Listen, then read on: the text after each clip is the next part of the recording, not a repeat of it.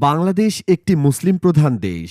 তারই ধারাবাহিকতায় প্রতি বছর শীতের মৌসুমে অনুষ্ঠিত হয়ে থাকে ওয়াজ মাহফিল। এই ওয়াজকে কেন্দ্র করে ধর্মপ্রাণ মুসলিমদের মধ্যে এক আনন্দ কাজ করে। ইসলামের বাণী প্রচার করতে আর অন্য পেশায় জড়ানোর সুযোগ থাকে না, তাই মাহফিল থেকে প্রাপ্ত হাদিয়া দিয়ে তারা জীবনযাপন করেন। আজকের ভিডিওতে আপনাদের জানাবো দেশের বিখ্যাত ১০ জন আলেম প্রতি ওয়াজ মাহফিলে কত টাকা হাদিয়া হিসেবে নিয়ে থাকেন, তা জানতে ভিডিওটি সম্পূর্ণ দেখুন। নাম্বার ১০, আব্দুল্লাহ আল আমিন। ওয়াজের ময়দানে তিনি ব্যাপক পরিচিত একজন হুজুর। কণ্ঠের সুরের সাথে দারুণ আলোচনা করেন। তার কণ্ঠটাই হুবহু আল্লামা দেলওয়ার হোসেন সাইদি সাহেবের মতো। সালাম দিলেন না, অনুমতিও নিলেন না, আপনি আমার ঘরে ঢুকবেন, দরজা দেন, ঢুকেন না, আপনি আমার। তাই অনেকে তাকে দ্বিতীয় সাইদি বলে থাকেন। তবে যতটুকু জানা যায়, মাহফিল করার জন্য তিনি কোনো নির্দিষ্ট হাদিয়া নেন না।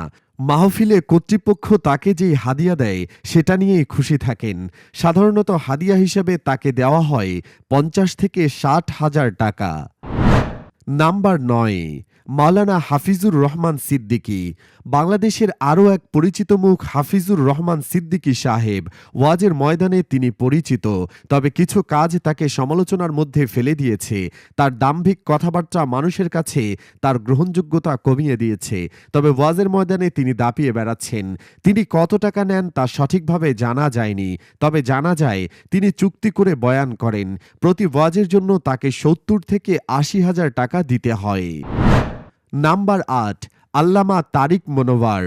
যখন ফেসবুক, ইউটিউব বা সামাজিক যোগাযোগ মাধ্যম কিছুই ছিল না, তখনও সারা দেশে মানুষের কাছে পরিচিত ছিলেন তারিক মনোয়ার। এছাড়া মাওলানা তারিক মনোয়ার বাংলাদেশের একজন আন্তর্জাতিক ইসলামিক বক্তা। এমনকি আল্লামা সাইদি সাহেব তার এক ওয়াজে বলেছিলেন, আমার পর কেউ যদি আন্তর্জাতিক ইসলামিক বক্তার স্বীকৃতি পান তাহলে তারিক মনোয়ারই পাবেন। পেয়েছেনও তাই। আল্লামা তারিক মনোয়ারকে মাহফিল প্রতি ৭০ থেকে ৮০ হাজার টাকা হাদিয়া দেওয়া হয়। নাম্বার ৭, আব্দুল হাই মোহাম্মদ সাইফুল্লাহ।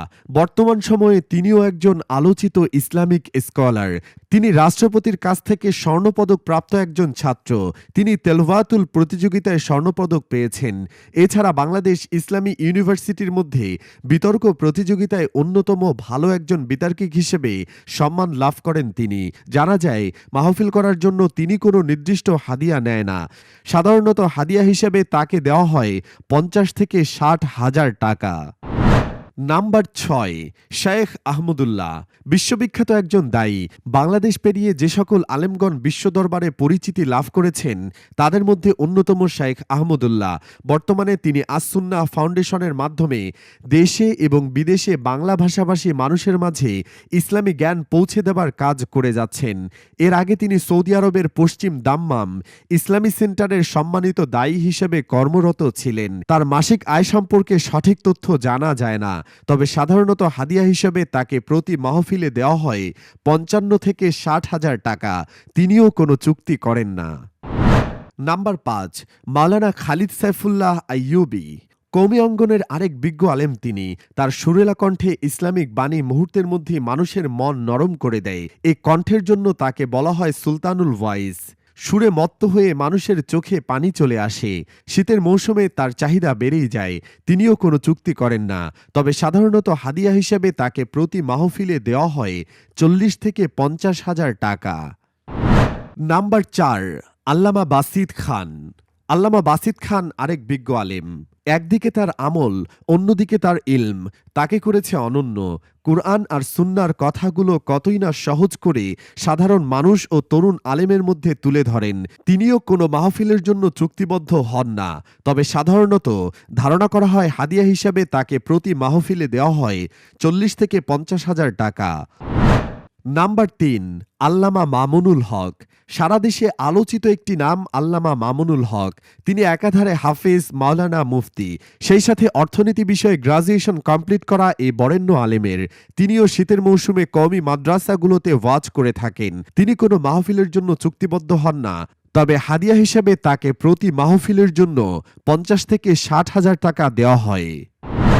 নাম্বার 2, মুফতি আমির হামজা। তিনি পুরোপুরি একজন হাফেজ মুফতি। তিনি খুবই নরম স্বভাবের, মৃদু হাসির একজন মানুষ। তিনি বাংলাদেশের অন্যতম ইসলামিক আলোচক। তিনি সকল জনপ্রিয় কথা তার বক্তব্যে তুলে ধরেন।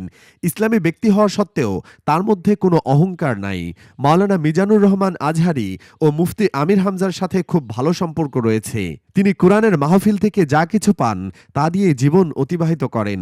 জানা যায় প্রতিটি মাহফিলের জন্য 40 থেকে 60 হাজার টাকা দেওয়া হয়। নাম্বার 1, মিজানুর রহমান আজহারি। ইসলাম ধর্মের সব নিয়মকানুন মেনে চলেও যে নিজেকে স্মার্টভাবে তুলে ধরা যায়, সেটা মিজানুর রহমান আজহারিকে দেখলেই বোঝা যায়। তাই এখনকার যুবকরা তাকে খুবই পছন্দ করেন। তার তাফসির মাহফিলে যুবকদের স্রোত দেখা যায়। তিনিও খুব পছন্দ করেন যুবকদের আর তাদের ভালো পরামর্শ দেন। তিনি বিশ্বের বিভিন্ন দেশ ভ্রমণ করেছেন এবং বিভিন্ন সভা সেমিনারে অংশগ্রহণ করেছেন। তার একটি ফেসবুক আইডি ও একটি ভেরিফাইড ফেসবুক পেজ আছে। আর একটি ইউটিউব চ্যানেলও আছে। হাদিয়া হিসেবে তিনি মাহফিলের কর্তৃপক্ষ যা দেন তাই নিয়ে নেন। জানা যায় আনুমানিক 70 থেকে 80 হাজার টাকা দেওয়া হয় মাওলানা মিজানুর রহমান আজহারিকে। এই ছিল আমাদের আজকের ভিডিও। এই 10 হুজুরের মধ্যে আপনার প্রিয় হুজুরকে তা অবশ্যই কমেন্ট করে জানাবেন। আশা করি আমাদের আজকের এই ভিডিওটি আপনাদের ভালো লেগেছে। ভিডিওটি ভালো লাগলে লাইক, কমেন্ট ও শেয়ার করবেন। ধন্যবাদ।